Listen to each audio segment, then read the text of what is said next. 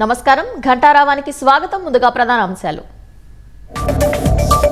కేంద్రం సీజేపీ మధ్య మూడో విడత చర్చలు. కాన్స్టిట్యూషన్ క్లబ్లో సమావేశమైన ఇరు వర్గాలు.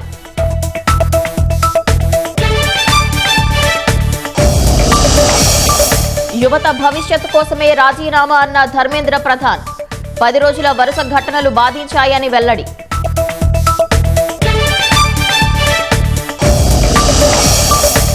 ధర్మేంద్ర రాజీనామాతో విద్యార్థుల హర్షాతిరేకాలు.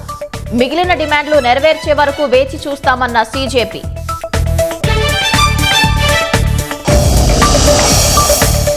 విద్యా వ్యవస్థ పునర్నిర్మాణంలో తొలి అడుగన్న రాహుల్.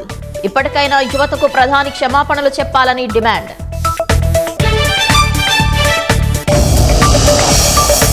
ఆగస్టు 1 నుంచి రాష్ట్రంలో సంజీవని పథకం అమలు చేస్తామన్న సీఎం.